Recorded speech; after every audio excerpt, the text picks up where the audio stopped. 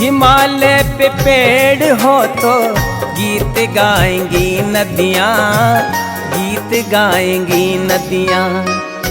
पेड़ों पे चिड़िया है तो गीत गाएंगी नदियाँ।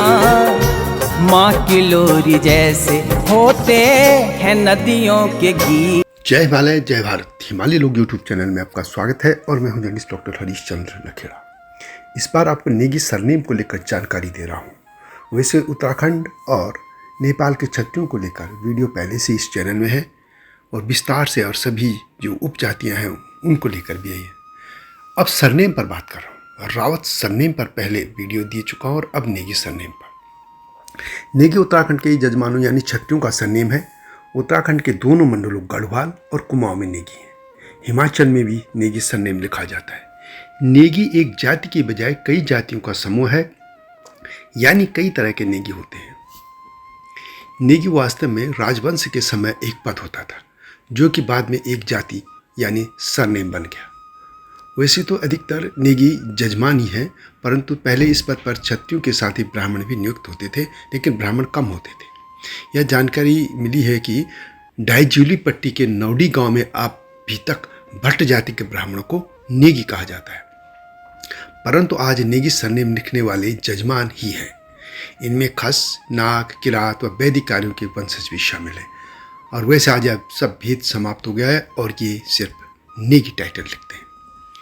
राजवंश के समय वास्तव में नेगी शब्द का प्रयोग उस व्यक्ति के लिए होता था जो कि राजकीय पदाधिकारी के रूप में राजा को दी जाने वाली भेंटों को लेता था।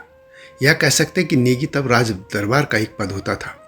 डॉक्टर शिव प्रसाद चारण अपनी पुस्तक उत्तराखंड का इतिहास भाग 4 गढ़वाल का इतिहास में लिखते हैं कि नेगी को जो जाति है वह प्राचीन संभ्रांत परिवारों के प्रतिनिधियों के रूप में थी और उन्हें मंत्रिमंडल में शामिल किया जाता था।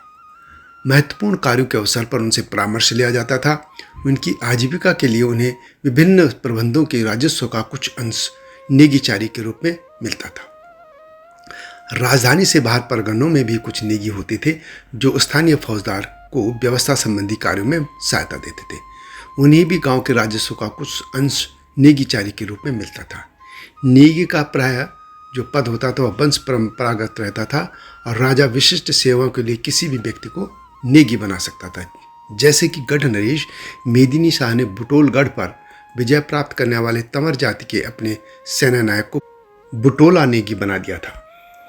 विलियम्स ने नेगियों को सिथियन, नाग या शक खस वंश से संबंधित माना है और आगे चलकर ये खस राजपूत अपने को नेगी बताने लगे, ये विलियम्स कहते हैं।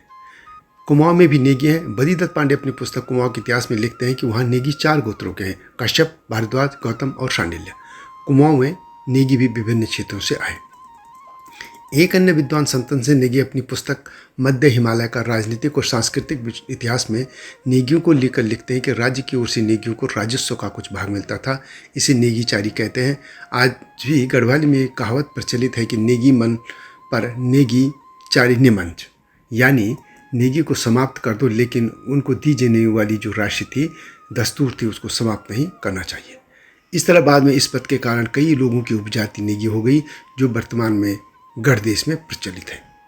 नेगियों को लेकर एक थ्योरी भी है, वो जैसे कि विलियम्स ने नेगियों को सिथियन, नाग, शक खस वंश से संबंधित माना है। माना जाता है कि कभी यहाँ नागों का जो है एक छत्र राज्य था, वे श्री कृष्ण भगवान की पूजा करते थे।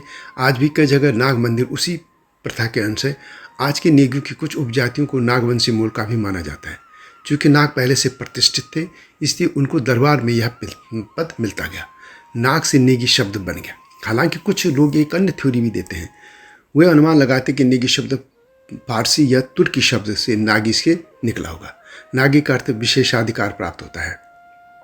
नागवंशियों को कुलिंद, कत्यूर, खश और फिर पवार राजवंश दरबार में भी विशेषाधिकार प्राप्त थे और इसलिए उनको नेगी कहा गया। यह पद सिविल पद था, पर जो भी यह एक इतिहास की बात थी, जो एक पद होने के साथ साथ अब एक जाति में बदल गया। हिमाचल में भी नेगी होते हैं, परंतु वे उत्तराखंड के नेगियों से भिन्न हैं। डी शर्मा हिमाचल के नेगियों को लेकर अपनी पुस्तक हिमालय के खस में लिखते हैं कि हिमाचल में कुनैत के नाम से जाने जाने वाले खस वर्गीय लोग पुरातन कुलिंदों के ही वंशज हैं। इस प्रदेश के अनेक भागों में अभी तक इन्हें खसिया कहा जाता था। कुछ समय पहले तक ये खुद को खसिया कहने में गर्व महसूस करते थे, लेकिन अब रामपुर बुशहर राज्य के भंडारण के प्रभारी होने के कारण अपने को नेगी लिखते हैं। तो इस तरह हम देख सकते हैं कि हिमाचल और उत्तराखंड उसके दोनों मंडल गढ़वाल कुमाऊं में नेगी सरनेम है और यह सरनेम इसी तरह से बना नेगी। तो यह थी गाथा नेगी सरनेम बनने की।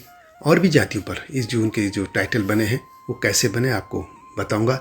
और वैसे एक चीज़ बता दूं कि इन तमाम जातियों को लेकर विस्तृत से वीडियोस पहले ही हिमालय लोग यूट्यूब चैनल में हैं, आप उनको देख सकते हैं। आप हिमालय लोग जो यूट्यूब चैनल है उसमें जाइए, उसमें आप वीडियोज़ में आप देखिए, प्लेलिस्ट है उसमें सब आपको मिल जाएगा। तो ये वीडियो कैसी लगी कमेंट में उससे लिखें और अपने सुझाव भी दीजिए, या आप किस पर वीडियो बनाओ ये भी लिखिएगा। अगली वीडियो की प्रतीक्षा कीजिए। तब तक जय हिमालय, जय भारत।